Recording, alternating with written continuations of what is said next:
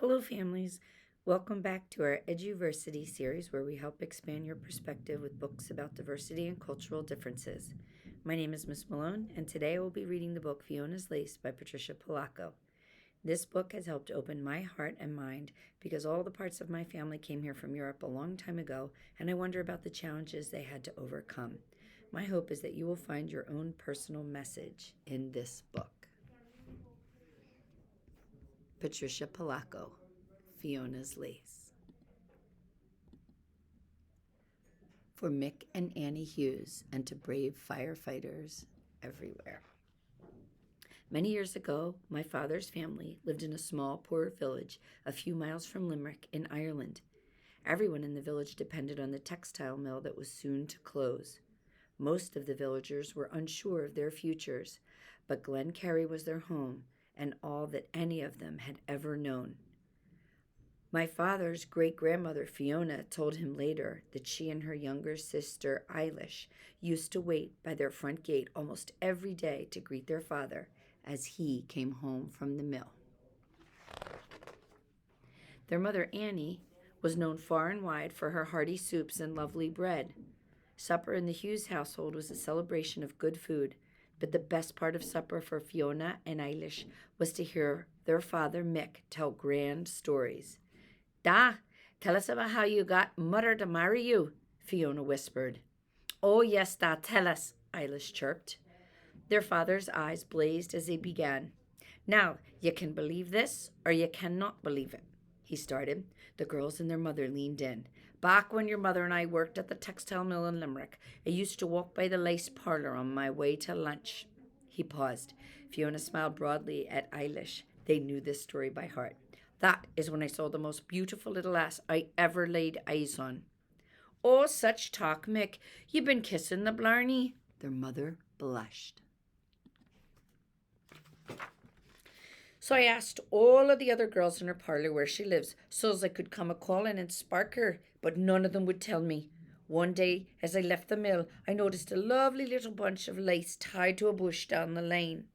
I could see other little bits of lace tied to trees, bushes, front stoops, and lamp posts further on. I recognized her lace, so I followed it down the paths and lanes until they stopped just in front of a darling little cottage. I looked further on and saw no more of 'em, so I knew this was your mother's house." Fiona and Eilish tittered. "'Twasn't more than a fortnight that I started courting your mum. We were married right here at St. Timothy's, and I brought me bride home to this very house. Carried her over that threshold just there," he said in a sweeping gesture. "Both you girls were born right here next to the hearth," their mother added. "To think a trail of lace brought you to our mum," Fiona said dreamily. Then, just as she did every evening, Fiona ran to get her day's handiwork to show her father. Her mother was teaching her to be a fine lace maker. "Mum showed me her secret running stitch today," Fiona said proudly as she held a small pillow covered with lace in front of her father's face.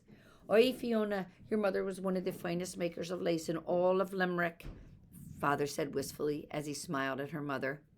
"Oh, sure, the arthritis stopped all that, Mick," Annie said quietly. She tried to smile, but it was heartbreaking to them all that Annie's fingers were swollen from the pain. "Fiona will be grander than I ever hoped to be, and as soon as she is old enough, we'll take her to the parlour in Limerick, and she'll be their best," Annie crowed proudly as she inspected her daughter's lace. Times are already hard in all of Ireland, but harder still in Glencarry. The mill closed as rumoured. It broke many a man and forced families to leave all they knew and seek work elsewhere. "Where will we go, Mick?" Annie said one day. Her heart was deeply troubled. One day, their neighbour, Mrs. O'Flaherty, spoke to Annie over the back fence. "My Jocko and I have signed a contract. That's all we had to do to get passage to America," she said as she hung up her wash. "A contract to do what?" Annie asked. "To serve a wealthy family in America. We're going to be in domestic service for them." "You mean you'll be their maid?" Annie asked. "Of course, and Jocko will help on the grounds. The wealthy family will pay our way over there on a ship. All we have to do is promise to work for them until the passage is paid off," Mrs. O'Flaherty Answer.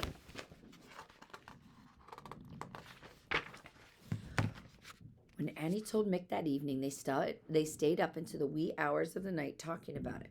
Within a week, they too went to an agency and signed a contract to work for a family in Chicago, America.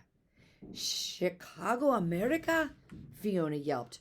Part of her was excited because she'd heard so much about America, but part of her was very sad, for she loved her little village.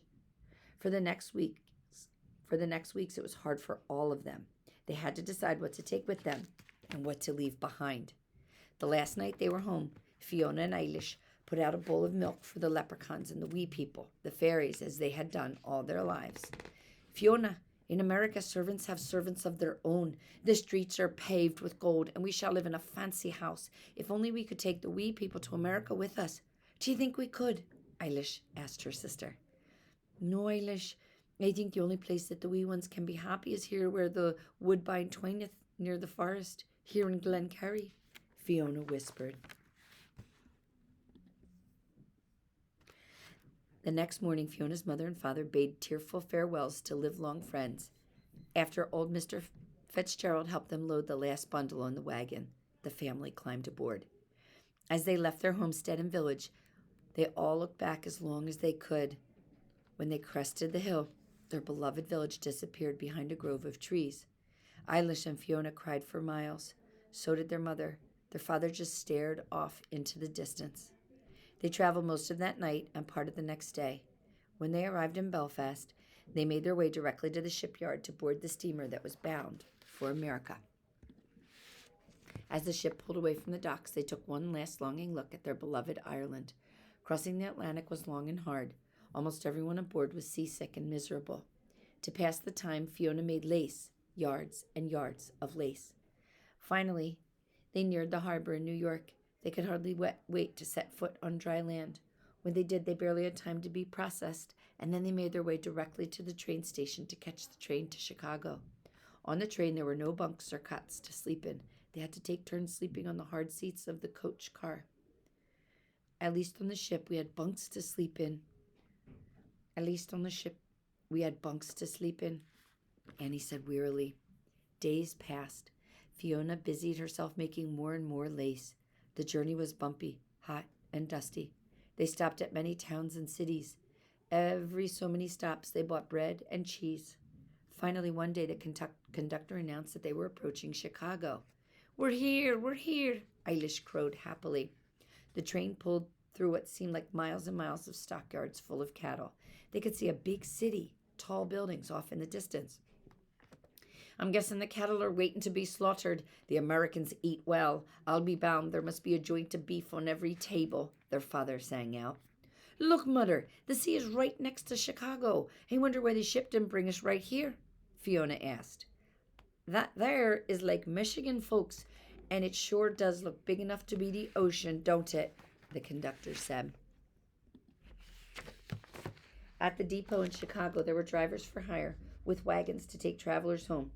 Fiona's father had an address of the rooming house that all their employees had arranged. As they drove through the city, Fiona couldn't believe her eyes. Every building was grander than the last, row upon row of them. Elegant people were strolling with arms full of packages. Oh, look at those lovely frocks, Annie sighed. Made with fine Irish lace, I'll wager, Father added. Is this where we're going to be living? Eilish chirped excitedly. Our flat is on Deconin Street. Is that near here? Their father asked the driver. The driver smiled. Oh, no, sir, you have quite a ways to go, he answered. The farther they drove, the clearer it became that they were coming into a part of Chicago that wasn't so grand. The streets were crowded with spruikers selling their wares from wagons. The buildings and houses were shabby and run down. This is it, 120 Deconin Street, the driver sang out. Then he helped them unload and lug their belongings up rickety stairs. Yoo-hoo, Annie! It was Mrs. O'Flaherty, their neighbor from Glencarry. We work for the same family. They told us you were coming. I tidied up your flat and made your beds, she called out. This must be a mistake, Mother. If you and Da are working for fine rich folks, why would they be putting us up in a place like this? Fiona whispered to her mother. Annie and the girls cleaned and swept while Father went for supplies. After a good scrubbing, and after they covered the shabby old furniture with throws and quilts they brought, the two-room flat was almost livable. They had never seen a place like it. The sink and dry kitchen were in one room, and the other room was crowded with 3 beds. Annie and Mrs. O'Flaherty worked as kitchen maids for the same family. It took them 3 trolley rides to get there each day. I can't wait for our first pay pocket. The girls will be needing new shoes when they start school, Annie whispered as she scrubbed the floor. Ha! Pay pocket, Mrs. O'Flaherty scoffed. Don't you know that we won't be getting paid for serving them? They paid your way here, so every penny that you would earn belongs to them until you repay them. Remember, they are charging us rent for that rat trap we live in. They own it, and they'll be levying you for your uniform as well, Pert Haggerty, another maid, added. But how will we live then? Annie muttered. We'll have to take second jobs and work in the evenings, darling. We all do, you know. The other maids were quite right. Both Annie and Mick took second jobs, Mick at the slaughterhouse and Annie scrubbing laundry at a downtown hotel. But it wasn't long before Mrs. O'Flaherty told Annie about a posh dressmaker in the city. They are looking for to find Irish lace, and your Fiona makes the finest I've ever seen, Mrs. O'Flaherty crowed. Annie made an appointment and took Fiona to show her lace to the store's buyers. Sure enough, they were heartily impressed. They made an offer on the spot to pay a pretty penny for Fiona's lace. We'll buy as much as the girl can make. When Annie and Fiona got home and told Eilish and Father the news, they decided right then and there to have a party. Now we'll be able to save money and buy our own home right here in America, Annie called as she danced around the room. I know just the place, too. We'll be crossing that great sea they call Michigan Lake, and we're going to buy land, Father sang out. We'll have a sweet farm and maybe some sheep, Eilish cooed. What is this place called where we're going, Da? Fiona asked. Michigan, he crowed as he reached for his tin whistle. That evening, all of the neighbors gathered and sang and danced, some of them even while holding pieces of Fiona's lace. To Fiona, they sang out as they whirled around the room.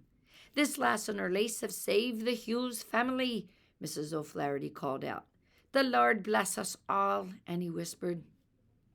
The celebration went on until it was time for Mass the next morning. As the months passed, it wasn't long before the Hughes family had put away money in a tea tin on the high shelf in the kitchen. It was the month of October, and All Hallows Eve would be coming. One night before their father and mother left for their night jobs, Father sat down to tell them a story. This is about the polka, the ghostly black horse that is harnessed to the Costa Bower, the carriage of death. The banshee screeches and pounds on the door to collect souls that have passed from this life, Father said as he pretended to shiver.